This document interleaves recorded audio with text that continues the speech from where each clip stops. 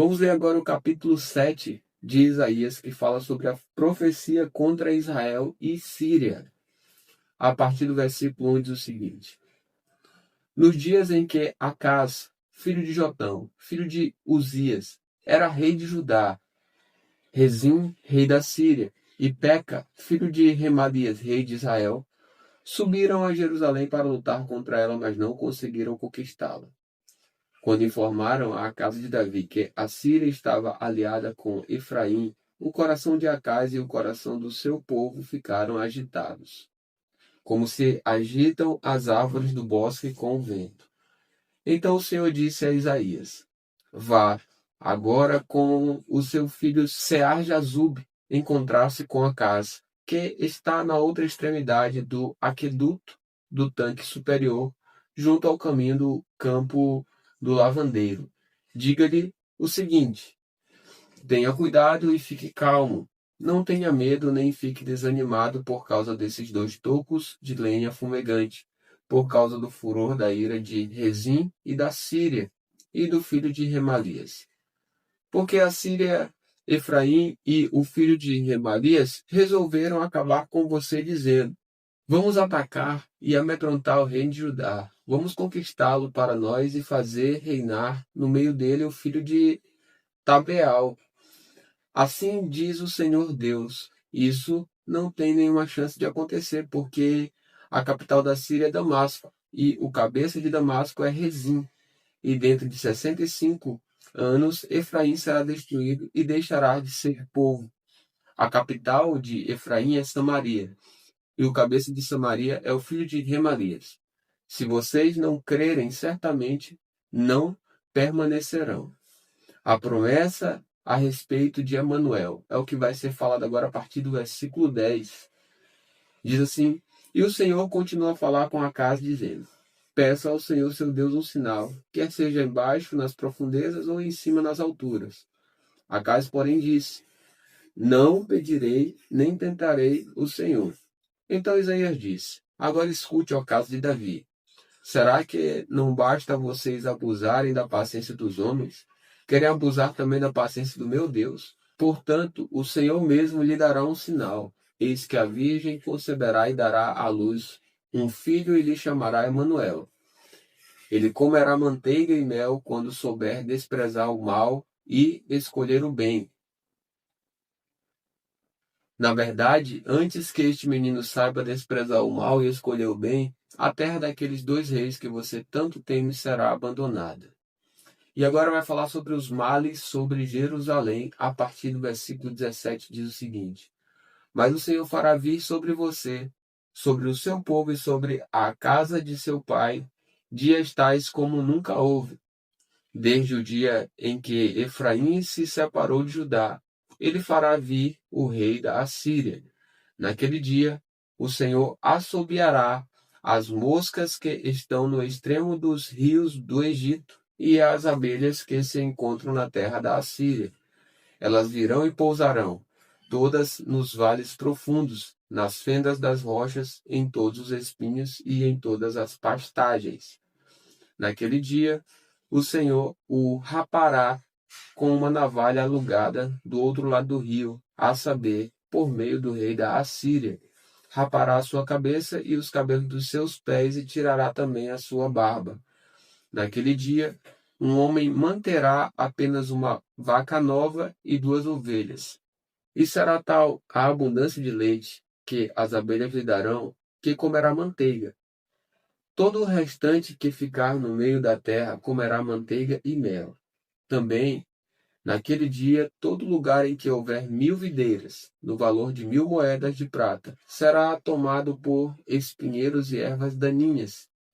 Com flechas e arcos se entrará aí, porque os espinheiros e as ervas daninhas cobrirão toda a terra.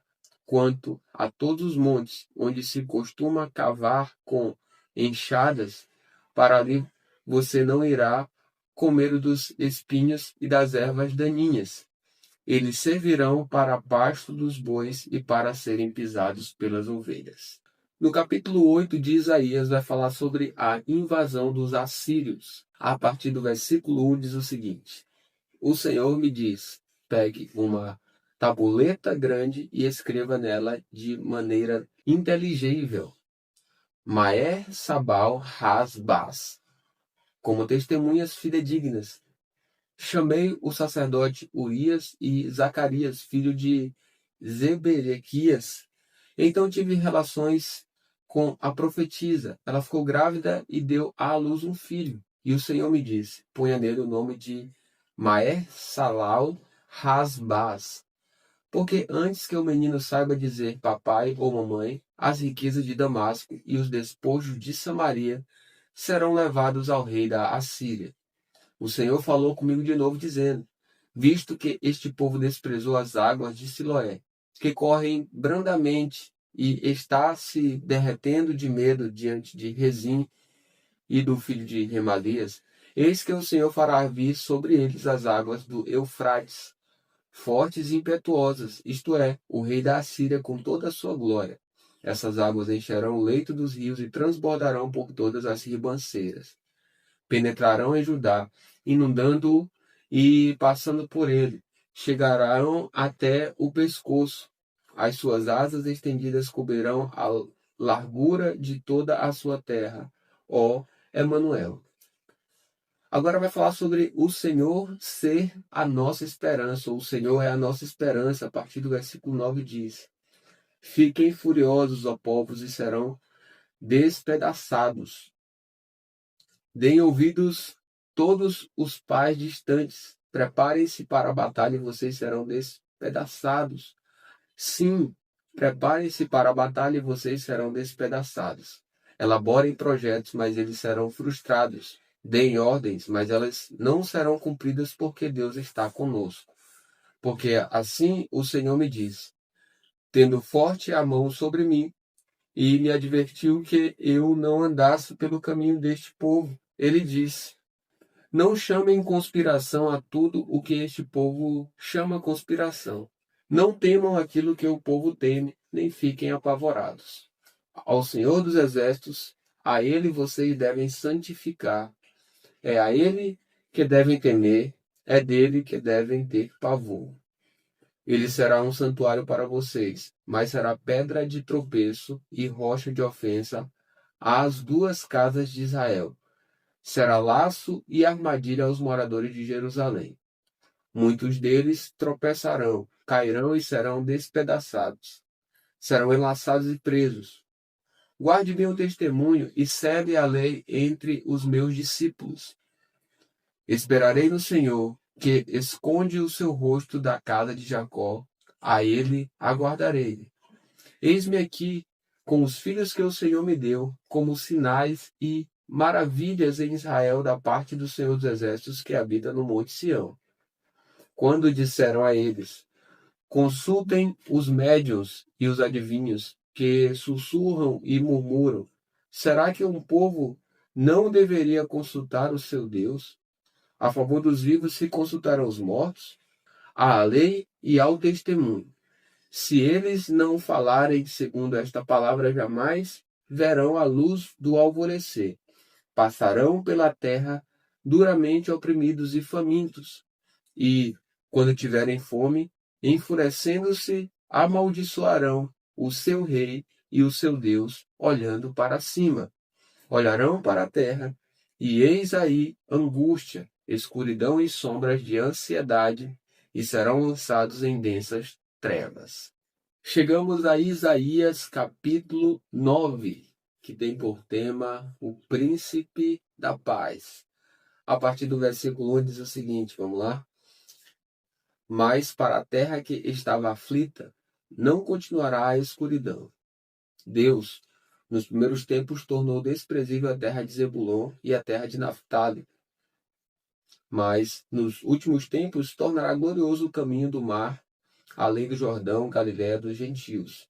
O povo que andava em trevas viu grande luz, e os que viviam na região da sombra da morte, resplandeceu-lhes a luz.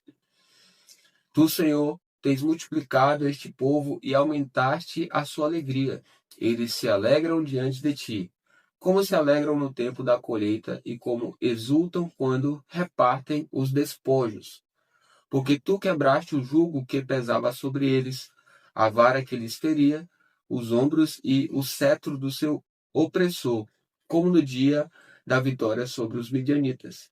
Porque toda bota com que o guerreiro anda no tumulto da batalha e toda roupa revolvida em sangue serão queimadas, servirão de pasto ao fogo. Porque o menino nos nasceu, um filho se nos deu. O governo está sobre os seus ombros e o seu nome será maravilhoso, conselheiro, Deus forte, Pai da eternidade, príncipe da paz. Ele estenderá o seu governo e haverá paz sem fim sobre o trono de Davi e sobre o seu reino, para o estabelecer e para o firmar com juízo e com justiça, desde agora e para sempre. O zelo do Senhor dos Exércitos fará isto. Agora vai falar sobre a profecia contra o reino de Israel. A partir do versículo 8 diz o seguinte: O Senhor enviou uma palavra contra Jacó e ela caiu em Israel. Todo o povo o saberá, Efraim e os moradores de Samaria, que com toda soberba e orgulho de coração dizem: Os tijolos ruíram por terra, mas nós vamos reconstruir com pedras lavradas. Os sicômoros foram cortados, mas nós os trocaremos por cedros. Por isso, o Senhor suscitou contra ele os adversários de Rezim e instigou os inimigos. Do Oriente vieram os sírios, do Ocidente vieram os filisteus e devoraram Israel com a boca escancarada.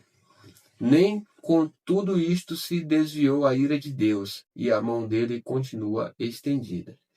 Mas este povo não se voltou para aquele que o feria, nem buscou o Senhor dos Exércitos. Por isso, num só dia, o Senhor corta de Israel a cabeça e a cauda, a palma e um junco. O ancião e o homem de respeito são a cabeça, e o profeta que ensina a mentira é a cauda. Porque os guias deste povo são enganadores, e os que por eles são guiados são destruídos. Por isso o Senhor não se alegra com os seus jovens, e não se compadece dos seus órfãos, e das suas viúvas, porque todos eles são ímpios e maus, e todos falam tolices. Nem com tudo isto se desviou a ira de Deus, e a mão dele continua estendida. Porque a maldade queima como um fogo, ela devora os espinheiros e as ervas daninhas, e incendeia as árvores do bosque, e estas sobem em espessas nuvens de fumaça. Por causa da ira dos seus exércitos, a terra está em chamas, e o povo é como lenha para o fogo. Ninguém poupa o seu irmão. Abocanham à direita e ainda têm fôlego. Devoram à esquerda e não se fartam. Cada um come a carne do seu próprio braço. Manassés ataca Efraim, e Efraim ataca Manassés, e ambos, juntos, atacam Judá. Nem com tudo isto se desviou a ira de Deus, e a mão dele continua estendida.